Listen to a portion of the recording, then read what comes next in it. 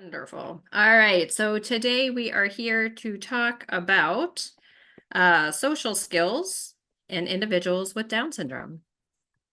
And so our objectives are that we are going to identify social skills that may be challenging for individuals with Down syndrome, understand why these skills can be difficult to demonstrate, and then we're going to share some practical strategies to teach the social skills. Neither Abby nor myself have any financial disclosures to report. So let's jump into what social skills are. All right. So social skills are used to communicate and interact with each other, both verbally and non-verbally. And it's through gestures and body language and our personal appearance. And these are learned skills and something that individuals with Down syndrome need to learn. These are things that maybe for those with out an intellectual and developmental disability, we can learn from other people. We see someone doing something, we know that that's okay or not okay to do, and so we adjust our behavior. But for individuals with Down syndrome, this can be challenging. So why should social skills be taught? Learning and maintaining social competency is really challenging for all of us. And many mental health and physical health struggles that we see here at the Adult Down Syndrome Center actually have a social skills component. And really, this is because rules aren't clear, they are often unwritten, and may not apply to all social situations. Rules or social skills also require abstract thinking. And individuals with Down syndrome have a hard time with abstract thinking. They're very concrete thinkers, and we're going to talk a lot about that today. And so when someone says a phrase like call me anytime, or my door is always open, or we are family here, they take that literally, when in fact, those are not actual literal statements. We don't actually mean call anytime. We don't always mean that our door is always open. Sometimes it will really be closed. And just because we might work together or spend time together does not actually make us family. And then lack of appropriate social skills may lead to negative consequences, whether it's embarrassment or disagreements. It could be an individual getting reprimanded at work or school. They could lose a job or even a friend. We do know that studies show us that individuals with Down syndrome are often very good workers. They are good employees, but one of the main reasons that they tend to lose their employment are really related to their lack of interpersonal skills and not related to the actual completion of the job task. Another thing to consider is that others, maybe who are less familiar with the individual with Down syndrome, may misinterpret or assume that that person with Down syndrome has appropriate social skills if they're easily understood when they talk. And so they may appear conversational, but actually may only be participating in the conversation because of scripted speech. And so they know certain things, like they're supposed to ask you how you are, maybe a few other general questions. And then they either talk about whatever it is that they want to talk about, or they may just walk away because in their mind, the conversation is over. It's also important to remember that many individuals with Down syndrome, because of their slow auditory processing, have a hard time participating in conversations, especially if the pace of the conversation is too fast. And so it may then make it difficult for them to stay on topic. I'm sure you've experienced being in a conversation and the person with Down syndrome is pretty quiet, and then a few minutes later they chime in, but it's really a topic you were talking about a few minutes ago. And really, that's just how long it took for them to process what was said, process what they want to say, and then most likely interrupt in order to share their thought. And then the final thing with this is that people with Down syndrome often want to do the right thing. And so we might naturally pick up on social cues that need to be explicitly taught, but there are many times where this can be challenging for someone with Down syndrome. So we want to think about the teachable moments or opportunities in order to help them learn these social skills. So some of the skills that need to be learned are communicating needs, especially asking for help. Individuals with Down syndrome often may not feel like they can ask for help because someone may deem them as less independent if they're asking for help. Understanding gray areas. So again, they're concrete thinkers, and so understanding the gray areas can be challenging. When it comes to appropriate social skills, whether it's maintaining eye contact, having appropriate body language, maybe the tone and volume of their voice, things like that should be learned. Personal and social boundaries. So personal boundaries are more like personal space, making sure we're not getting too close to someone, but also not trying to have a conversation with someone if we're too far. but then also social boundaries. Who we can talk about, maybe talk to about private topics, or how much or how often we talk to someone, um, and where it's appropriate to talk about some of these topics all fall with that. Problem solving, so maybe the difficulty of solving problems on their own, or again, knowing when to ask for help. Managing the emotions so they don't have complete meltdowns. Flexibility, having them move beyond the groove, and planning and initiation skills and time management. So what we're going to do is kind of talk about what it looks like if they have that skill, and then we're going to talk about some strategies we can do to help teach it. So when it comes to communicating needs, if the person are proficient in this skill, they're going to engage in conversation, they're going to stay on topic, they're going to remain calm, act appropriately. In the medical appointment with you, they're going to participate. They'll be an active participant. They're not going to really look to their caregiver to answer the questions for them, unless they genuinely don't know the answer.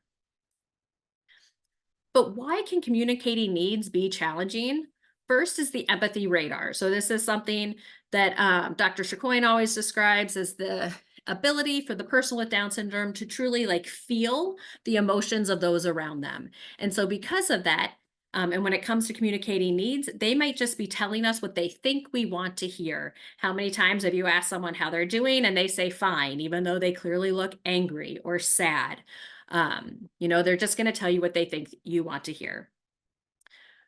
With expressive and receptive language challenges can make communicating their needs hard as well.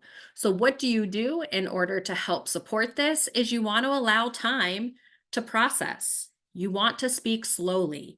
You want to speak slower than you think is even necessary to speak. You want to use concrete questions. Don't ask in the appointment, does anything hurt? They may say yes, even without anything hurting, or they'll say no. So maybe you say, do you have pain in your arm? Or does your belly feel funny, like it is full? Things like that to help them kind of understand, because does anything hurt is fairly abstract.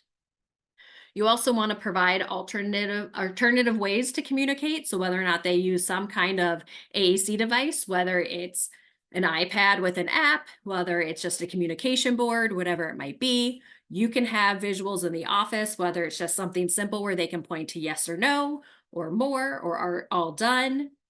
You can have other visuals in the office, maybe for the steps of what's going to happen. You're going to go into this room and we're going to take your weight and your blood pressure and your temperature, and then you'll go and see the doctor. Or we have to clean out your ears today, and this is what the steps we're going to take in order to do that. Or whether it's the eye doctor or getting a hearing test, whatever it might be, having visual supports can help someone communicate their needs. And then when it comes to understanding gray areas, right, they're going to demonstrate that ability to be socially flexible. They're going to be adaptable to things in the environment, an ability to make changes based on feedback. So you're going to say, hey, maybe we should try it this way. And instead of being like, no, I always do it this way, they're going to be open to oh, maybe they're right. Maybe I'll try it. I might not like it, but I'm going to try it. And then they're going to be more accepting of others' ideas and perspectives. And so in an appointment, they're going to demonstrate understanding, and they can adapt to and accept that new information, which is really, really challenging. But it's important for them to know it's not their way or their highway. And hopefully they're willing to try new things that are suggested. And again, if they lack this skill, they're going to probably make up their own rules. They're going to be confused in an appointment. They may freeze up. They might have arguments of what the rules should be, and they might just flat out refuse. So how do you help them understand the gray areas? You want to, why there is a lack of skill in this is, again, that concrete thinking. Because they think so literally about things, it is very hard for them to understand the gray areas. And honestly, within the world, there's so many nuances. It's very hard to make things black and white. And then just their brain development. We know that there are differences in the brains of individuals with Down syndrome that can make abstract thinking challenging. So what do we do to help teach or support the skill? We want to try to prepare them in advance. So whether it's using a visual support, a calendar, something like that, so that they understand what's going to be happening. You want to make things as concrete as possible. discuss things that may be unknown. Individuals with Down syndrome are rule followers, so establishing rules for gray areas can be helpful. Reminding them, though, that they are not responsible for enforcing the rules for others. You want to tell them what to do instead of what not to do. This also goes along with behavior, but don't say don't do that if they try to push you away. Maybe you use the phrase keep hands to self, or put hands in your lap or something like that. Because if you just say no, don't stop, you're not telling them what to do, and then they're not sure what to do with themselves instead of the not doing what you're telling them. Maybe in the exam, you might want to offer choices. So do you want me to listen to your heart first or check your ears? And giving them a little bit of control. But again, you're trying to tell them what is going to happen. You want to limit the use of non-literal phrases. And then also, I think what's really important, going along with the kind of creating rules or making sure they know kind of what's going to happen, is you always want to ask them before you touch them when you're in the exam. And then if you need to see their private parts, you definitely want to ask their permission first and clarify why it's okay that you are allowed to see their private parts. One, because they gave you permission. Two, because you're a doctor and you just want to make sure they're healthy. But you also want to make sure that there's a chaperone present, either that parent or another clinic or staff person. And then the next skill is appropriate conversations. And so what does this look like? They're going to use appropriate topics. They're going to be appropriate for the person and the environment. They're going to have that good eye contact. They're going to engage in reciprocal conversation. So it's not just you asking the questions and them answering it. It's kind of like a game of catch, where you're throwing the ball when you ask the question. Someone catches the ball, makes a comment to answer the question, and maybe asks a question back and throws the ball back. They're going to be good, active listeners. They're going to be responsive to others, and they're going to stay on topic. If they don't have that skill, they're going to make inappropriate comments or questions. They're going to use a lot of scripted speech. They may have off-topic comments, be very tangential in their responses.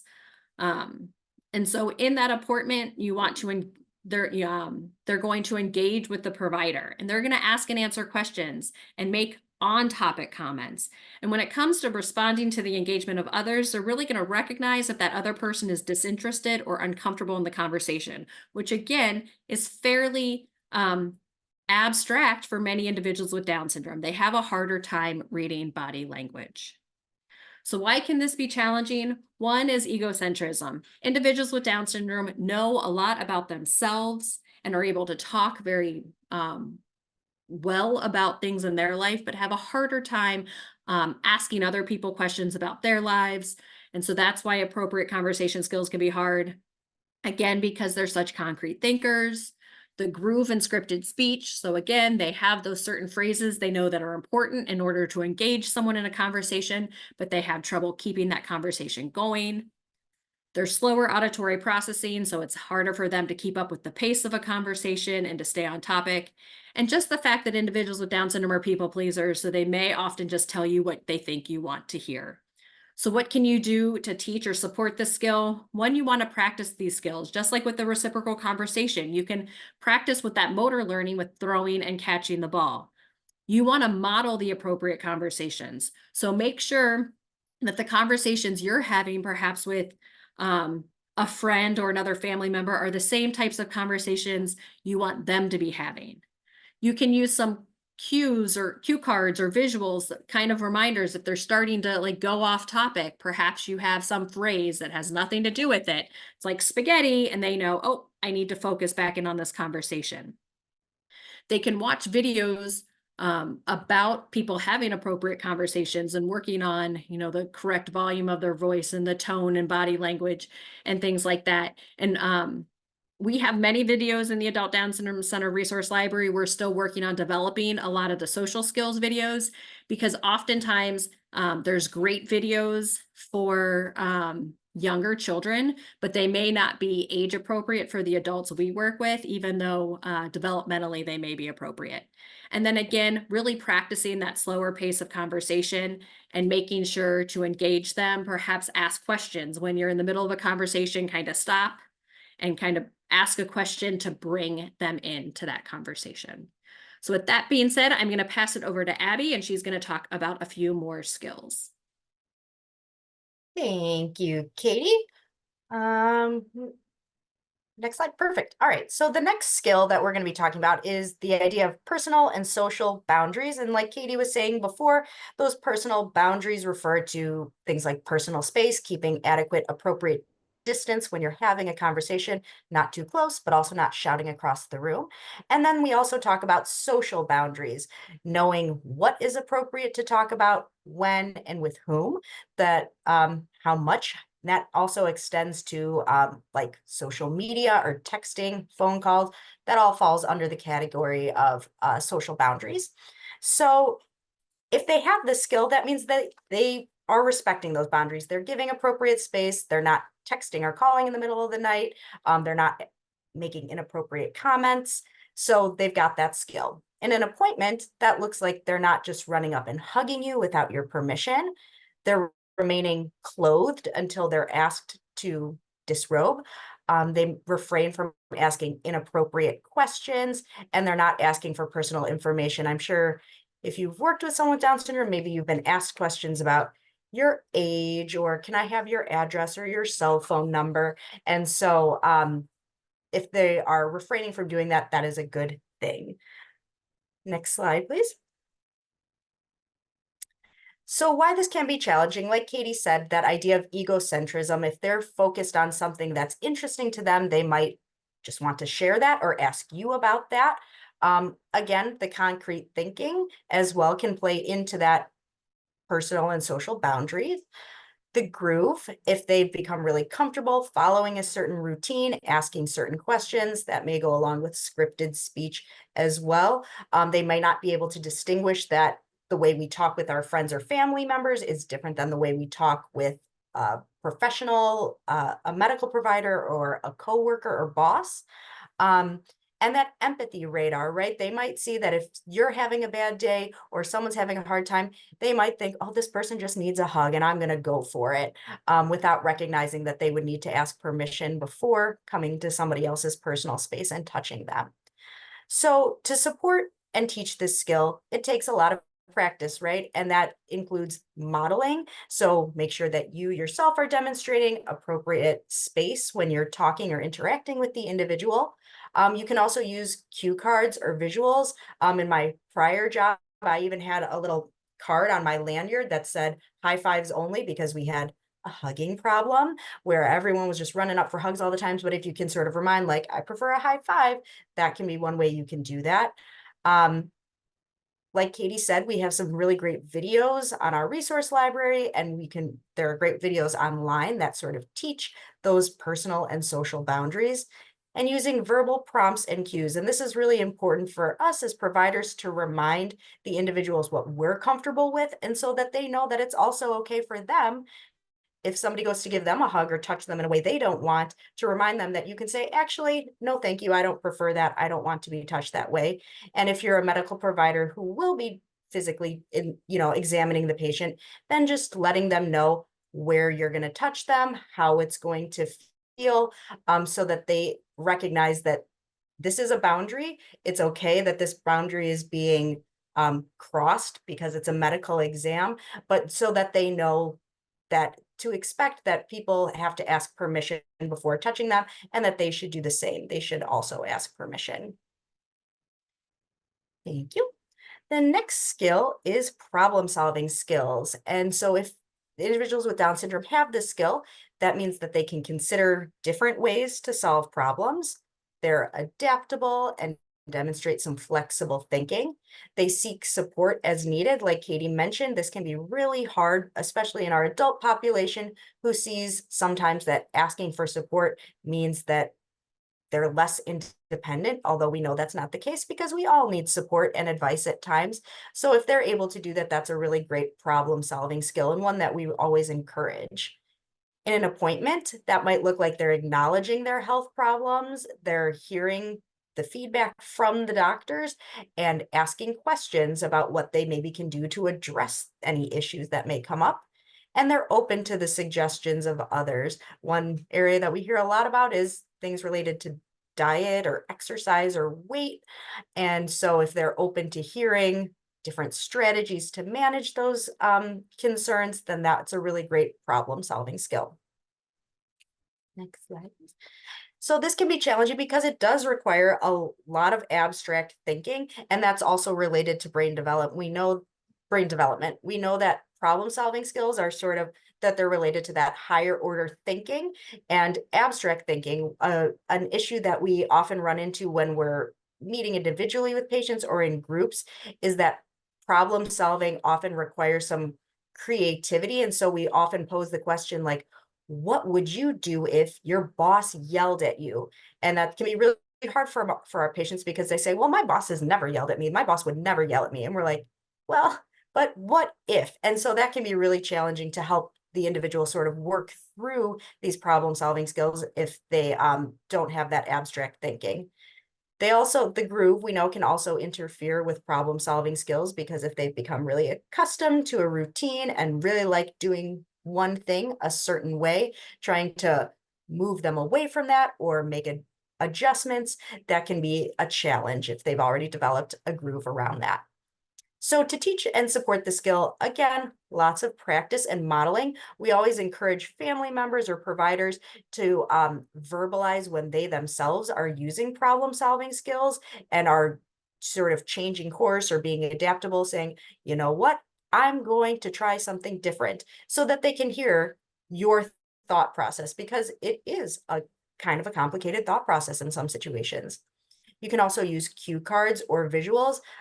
Sometimes like a behavior map can be a good way to say, here's our situation, here's our problem, here are our choices. What are the potential outcomes along with each choice that we make and allow them to sort of see the sequence of events. And that might help support them understanding different ways to solve a problem. And then using verbal prompts and cues to sort of coach them through the different scenarios. Managing emotions is an important social skill for all of us, for all people. And if the individual with Down syndrome, if they have this skill, if they are able to manage their emotions, it means that they can recognize strong feelings, share their emotions and their responses appropriately, and utilize calming and coping strategies. So in an appointment, if they're able to remain calm or use strategies to self-soothe during a time of stress. So for example, like a blood draw, getting injections, a dental cleaning, or a sleep study, any of those kind of more stressful procedures. If they're able to self-soothe or use some strategies, that would be demonstrating that they are able to manage their emotions. Next slide. We know that this can be challenging because with many of the patients that we see, there is an inability to recognize their emotions. We talk a lot about this in our groups, and sometimes we think that is related to that concept of like interoception and sort of recognizing bodily sensations. We talk a lot about like if you notice your heart rate going faster or if your face is feeling hot, those are your body's way of telling you that you're having an emotional response. And that can be really hard for some of our patients to recognize when it's happening. We also know that sometimes expressive communication skills can be a barrier or can be a challenge when trying to manage emotions because they can't get the words out to express what is causing the emotional reaction that they're having, or they can't explain what's causing it. This can be related to brain development as well, going along sort of with those problem solving skills, because it takes sort of a lot of steps in the process to recognize you're having an emotional response, think about various strategies you can use, and then actually implement those strategies. There's kind of a lot that goes into it. We also know that managing emotions can be difficult if there's been a past unidentified or unaddressed trauma. And unfortunately, we know that many of our patients have had some sort of upsetting or potentially traumatic event related to healthcare. And so you might see that in appointments, depending on sort of the nature of the appointment. So to teach and support this skill, it takes a lot of practice sort of pointing out to the individual, I'm noticing that you've got tears in your eyes, or I'm noticing that your face is looking red or that you're shaking. I'm wondering if you're feeling nervous or anxious, and sort of helping them recognize those bodily cues in themselves. You can also model for yourself when you're feeling upset or starting to get nervous. You can say, wow, I am just noticing my heart's going fast. I need to take some deep breaths to calm myself down and regulate my body. You can use cue cards or visuals. We have lots of resources in our resource library about different strategies that individuals can use to help themselves calm down or cope. Using a lot of verbal prompts or cues. Let's go for a walk. Let's get some water. Let's take some deep breaths. Um, Creating a plan. This is something that we talk about. I say it a lot to patients and families that when somebody is drowning, that's not the time to teach them how to swim. So we want to teach the skills before they're in an escalated state. I know for all of us that when you're having a moment, someone telling you to calm down or take a deep breath probably won't cause you to take a deep breath. It might just irk you a little bit more. But so creating a plan in advance in a state when they are calm or only slightly escalated, saying, okay, so I'm noticing we're getting a little worked up. Let's refer back to our plan of our preferred coping strategies or calming strategies, if that's listening to music or taking a walk or getting a drink of water. You can also provide a safe space to take a break. Say, I'm going to give you a minute. You can go to your spot, whether it's even just a chair in a corner or a quieter spot in the office or in the room, just giving them a space where they can calm themselves down. Another topic we talk a lot about in our sessions and our groups is calming/coping strategies. And we know that oftentimes calming and coping strategies, those terms are used interchangeably. And for most people, that's fine. We have found that with our patients that sometimes differentiating between calming and coping strategies has been really helpful because in the moment, we do need to calm ourselves down so that we don't curse and swear or hit someone or break something when we're having strong emotions in the moment. We also know for our patients and their strong memories that even if they're able to calm down in the moment, those feelings don't just often just don't go away. They stick around for days, weeks, months, sometimes years, things that have upset them. So teaching the strategies of how are we going to calm down in the moment, but also what are we going to do to sort of cope more fully, more deeply with this? Do we need to have conversations with other people? Do we need to try some other strategies that are going to help us long term? Next slide, please. Flexibility, another very important social skill. So if they have the skill, they're adaptable. They can kind of go with the flow a little bit more. They're able to manage conflict because we know that conflict requires a lot of compromise and flexibility in order to resolve.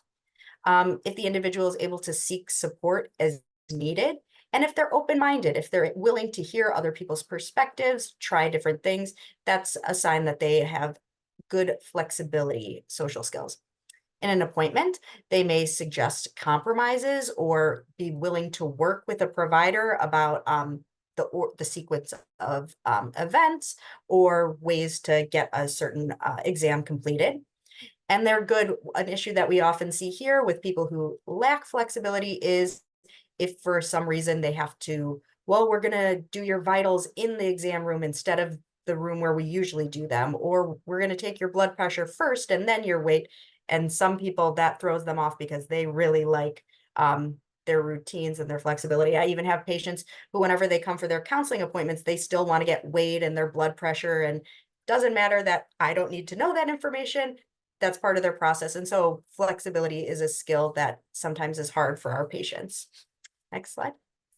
Again, and that goes back to the groove, right? I'm at the doctor's office, so I'm going to do doctor's office things, whether or not the doctor needs that particular information.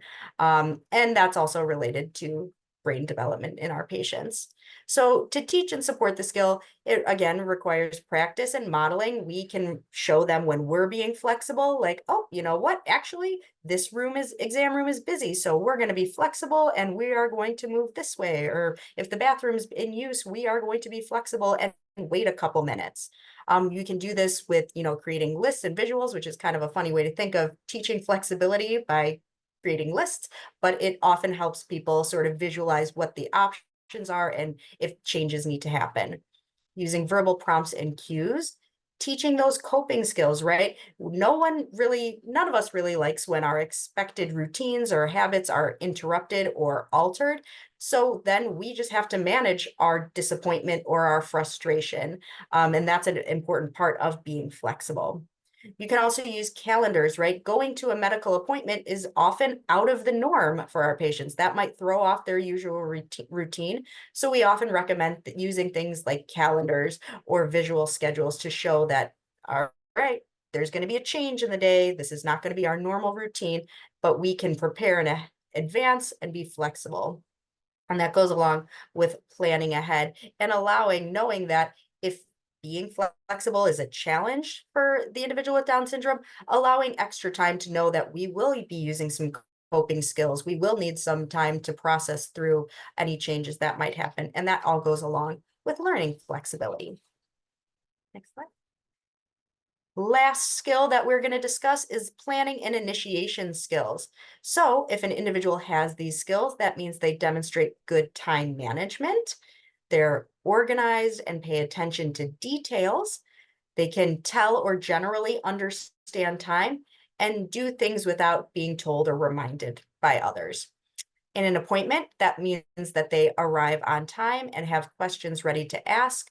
We often hear from families. We know that our patients may arrive late because they had a 1 o'clock appointment, and that means I am leaving my house at 1 o'clock. So that's that sort of that planning skill that is not there in that individual. Right. So again, the groove, sometimes it's hard, even if they know I have a doctor's appointment today or I have something going on, I still like to do my 2 hour morning routine. And it doesn't matter that my doctor's appointment is first thing in the morning. I want to stick to my routine. So that can be a challenge. Again, the brain development with the higher order thinking and abstract concepts. Time is very abstract. I have a patient who his parents have sort of beat their heads against the wall saying bedtime is at 10 o'clock. And for him, that means any time beginning with the number 10. So he's often not going to bed until 10:59 because that in his mind is 10 o'clock, even though we've tried to explain that that is really basically 11. So to practice teaching and supporting the skill is practicing and modeling, verbalizing when you're leaving in advance, even preparing in advance, saying, you can even say like, we have a 12:45 appointment if it's a 1 o'clock appointment, because we know it takes us 15 minutes to get there. Creating lists and visuals, using verbal prompts and cues to help the individual stay on task. Sometimes just getting started is the problem. So we like to break tasks down into simpler steps rather than giving them the chore of vacuum the house. It might be first step, let's go to the closet, take the vacuum out, plug the vacuum in, because it is a multi-step process. And so sometimes just getting them started with that first step can help the sequence of steps that follow. We love using timers, and especially the visual timers that either light up or that sort of turn a color, oftentimes red, and as they count down, the red gets smaller and smaller. That's just a visual representation of time that sometimes helps the individual understand better. Establishing routines is always a great way to help with the planning and initiation. Like if every day they need to pack their work bag, their lunchbox, their badge, creating a routine about that so that everything is set up and ready for them to go. So it reduces the amount of thinking in the moment about all of those things. Providing check-ins. How are we doing in here? How are things going? Making sure that they haven't gotten stuck in one part of their routine and are not able to move on to the next, and practicing asking for help. And that's, again, another thing that family members and caregivers can help with, demonstrating how everybody needs to ask for help at times. So some general tips to remember: that social skills are learned skills and they need to be taught. Some people need more instruction and practice than others. Like Katie mentioned, some folks are able to pick up on the subtleties of social interactions, and other people need more instruction and direct explanations. Lack of social skill development can impact a person's ability to be an effective community participant. We see how all of these skills, if they're not there, how that can impact their ability to attend and engage in different activities. And understand that social skills can either help or hinder an appointment. And then just knowing that the cause of a difficult appointment or a difficult interaction may be related to a lack of social skill development, that can help us as providers either alter our approach or just offer support in a different way so that we know, oh, maybe they aren't being defiant, or maybe it's just the lack of social skills and the way that they are processing information. So we have our resources, our links to our resource library, lots of good stuff about social skills, our Facebook page, and now our new Instagram page, and our Instagram and our email newsletter, because we do offer social skills groups that work on a lot of these skills. So if you have a patient who would be interested in participating in a virtual group to learn more about social skills, you can refer them this way, and we can hopefully get them signed up for one of our groups. So that's the end of our didactic session. We'd like to open it up if there are any questions before we go into the case. Emily, you want to turn off the slides for a moment? And great. So anybody have questions or comments?